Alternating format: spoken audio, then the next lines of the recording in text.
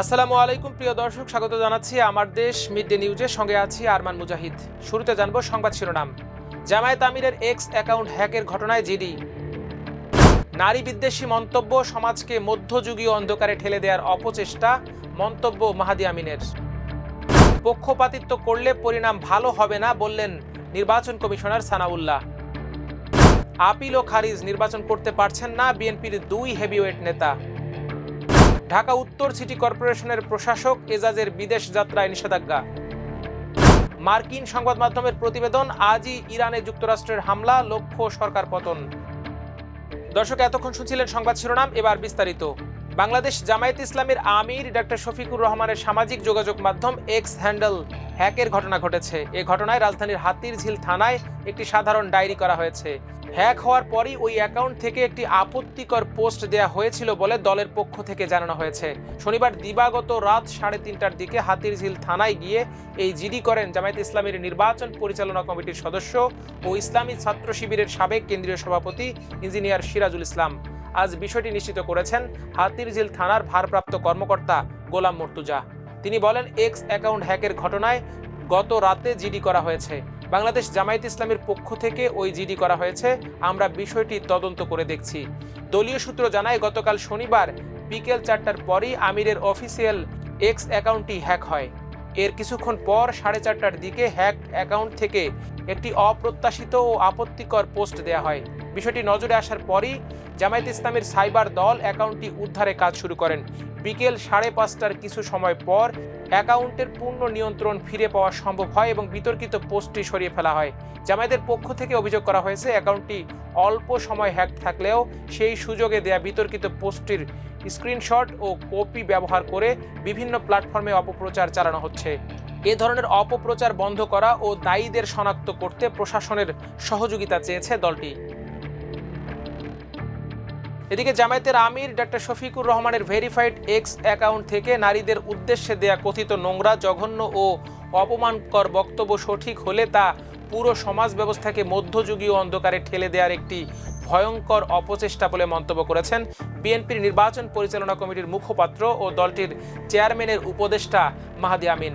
রোববার রাজধানীর গুলশানে বিএনপির নির্বাচনী অফিসে আয়োজিত এক সংবাদ সম্মেলনে তিনি সব কথা বলেন। মাহাদি আমিন বলেন, আমরা অত্যন্ত বিস্ময়ের সঙ্গে লক্ষ্য করেছি জামায়াতে ইসলামীর আমির ডক্টর শফিকুর রহমান তার ভেরিফাইড এক্স হ্যান্ডেল থেকে নারীদের উদ্দেশ্যে যে ভাষা ব্যবহার করেছেন বলে দেশ জুড়ে আলোচনা চলছে, তা সত্য হলে এটি শুধু নারীদের জন্য নয়, পুরো সমাজ ব্যবস্থার ওপর সরাসরি আঘাত। মাহাদি আমিন অভিযোগ করে বলেন, কোনো গুরুত্বপূর্ণ বা ভেরিফাইড অ্যাকাউন্ট হ্যাক হলে প্রথম দায়িত্ব হলো দ্রুত জনগণকে অবহিত করা, যাতে বিভ্রান্তি না ছড়ায়। কিন্তু এখানে দেখা গেছে জনগণের মধ্যে ক্ষোভ ছড়িয়ে পড়ার পর হ্যাকিংয়ের বিষয়ে দাবি তোলা হয়েছে। এমনকি ওই সময়ের মধ্যে জামায়াতের আমিরের ফেসবুক অ্যাকাউন্টে একাধিক পোস্ট হলেও এক্স অ্যাকাউন্ট হ্যাক হওয়ার বিষয়ে কোনো সতর্কতা দেওয়া হয়নি। নারী বিদ্বেষী একটি পোস্টের প্রায় 9 ঘন্টা পর দেশব্যাপী তুমুল সমালোচনার মুখে রাত 1টার দিকে আইডি হ্যাকের দাবি কতটা যৌক্তিক? এদিকে নির্বাচন কমিশনার ব্রিগেডিয়ার জেনারেল অবসরপ্রাপ্ত আবুল ফজল মোহাম্মদ সানাউল্লাহ নির্বাচন সংশ্লিষ্ট কর্মকর্তাদের হুঁশিয়ার দিয়ে বলেন, যদি কারো বিরুদ্ধে পক্ষপাতের প্রমাণ পাওয়া যায় তার অবস্থা খুব খারাপ হবে। রোববার সকালে বরিশাল নগরীর সার্কিট হাউস মিলনায়তনে ত্রয়োদশ জাতীয় সংসদ নির্বাচন ও গণভোট উপলক্ষে বরিশাল জেলার আইনশৃঙ্খলা বাহিনী, ভিজিলেন্স ও অবজারভেশন টিমের সভায় তিনি সব কথা বলেন।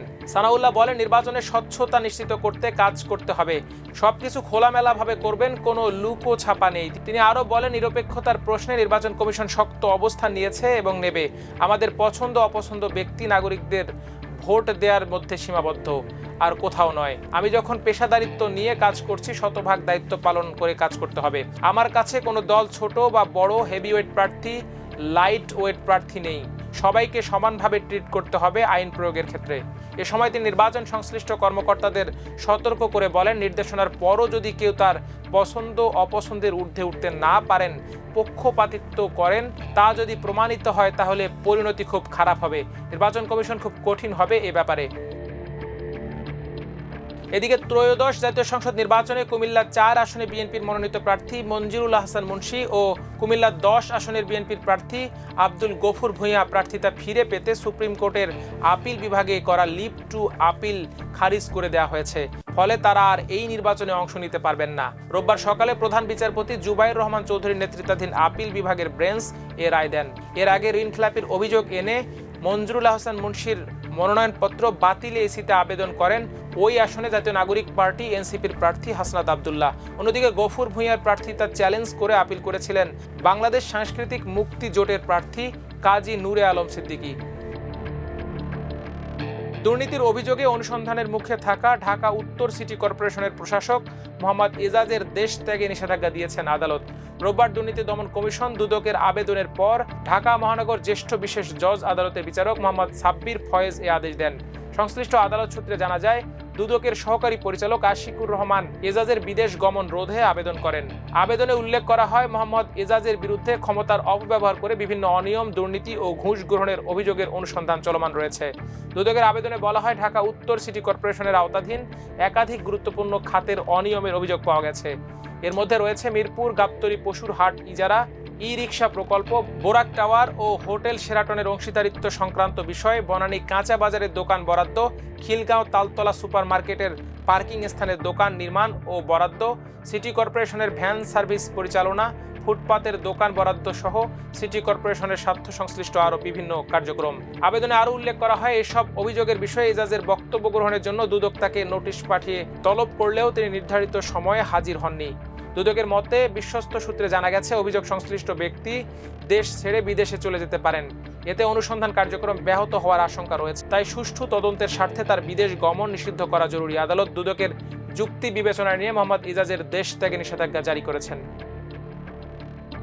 এদিকে মধ্যপ্রাচ্য জুড়ে চলছে যুদ্ধের দামামা। ইরানে ব্যাপক হামলা চালানো হতে পারে বলে বারবার হুমকি দিয়ে আসছেন মার্কিন প্রেসিডেন্ট ডোনাল্ড ট্রাম্প। ইসরায়েলও চায় ট্রাম্পের মাধ্যমে ইরানের শাসন ব্যবস্থার পরিবর্তন হোক। অন্যদিকে ইরান সরকারও জানিয়েছেন তারা দেশকে রক্ষার জন্য প্রস্তুত। ইরানে যে কোনো ধরনের হামলা পুরোপুরি যুদ্ধের শামিল বলে ঘোষণা দিয়েছে তেহরান। এমন থমথমে প্রেক্ষাপটে চাঞ্চল্যকর প্রতিবেদন প্রকাশ করেছে মার্কিন সংবাদ মাধ্যম দ্য ড্রপ সাইট নিউজ। একাধিক সূত্রের বরাত দিয়ে সংবাদ মাধ্যমটি জানিয়েছে, মার্কিন সেনাবাহিনীর সিনিয়র কর্মকর্তারা মধ্যপ্রাচ্যে যুক্তরাষ্ট্রের এক প্রধান মিত্র দেশগুলোর নেতৃত্বকে জানিয়েছেন প্রেসিডেন্ট ডোনাল্ড ট্রাম্প চলতি সপ্তাহেই ইরানের বিরুদ্ধে সামরিক একটি হামলার অনুমোদন দিতে পারেন। মিত্রদের মার্কিন কর্মকর্তারা জানিয়েছেন, রোববার থেকেই ইরানে যুক্তরাষ্ট্র হামলা শুরু করতে পারে। যুক্তরাষ্ট্রের সাবেক এক শীর্ষ গোয়েন্দা কর্মকর্তা বলেন, এটি ইরানের পারমাণবিক বা ক্ষেপণাস্ত্র কর্মসূচি নিয়ে নয়, এটি মূলত সরকার পরিবর্তনের বিষয়। ওই কর্মকর্তা বর্তমানে আরব সরকারগুলোর পরামর্শক ও মধ্যপ্রাচ্য নিয়ে ট্রাম্প প্রশাসনের একজন অনানুষ্ঠানিক উপদেষ্টা। নাম প্রকাশে অনিচ্ছুক ওই কর্মকর্তা নিশ্চিত করে বলেছেন, ইরানের পারমাণবিক স্থাপনা, ব্যালিস্টিক ক্ষেপণাস্ত্র ও অন্যান্য সামরিক স্থাপনায় হামলার পরিকল্পনা করছেন। সেই সঙ্গে ইরানি সরকারের শিরোচ্ছেদ করার লক্ষ্য নির্ধারণ করা হয়েছে। বিশেষ করে Islamic revolutionary guards corps IRGC নেতৃত্ব ও ক্ষমতা ধ্বংস করা। সূত্রের বরাতে খবরে বলা হয়েছে, ট্রাম্প প্রশাসনের বিশ্বাস, ইরানের শীর্ষ নেতৃত্বে সফল হামলা হলে সাধারণ মানুষ রাস্তায় নেমে প্রতিবাদ শুরু করবেন। এতে শেষ পর্যন্ত সরকার উৎখাত হবে। যুক্তরাষ্ট্রের সাবেক এই গোয়েন্দা কর্মকর্তা বলেছেন, ইসরায়েলি প্রধানমন্ত্রী বেনিয়ামিন নেতানিয়াহু ইরানে হামলার আশা ব্যক্ত করছেন। তিনি ট্রাম্পকে নিশ্চিত করেছেন যে ইরানের নতুন সরকার আনতে তারা সহযোগিতা করতে পারবে এবং এই নতুন সরকার পশ্চিমাদের বন্ধু হবে। ড্রপ সাইট নিউজকে দুই সিনিয়র আরব কর্মকর্তা জানান, তারা খবর পেয়েছেন যে ইরানে মার্কিন হামলা যে কোনো মুহূর্তে শুরু হতে পারে। দর্শক, আজ এই পর্যন্তই। সবাই ভালো থাকুন, সুস্থ থাকুন আমার দেশের সঙ্গে। আল্লাহ হাফেজ।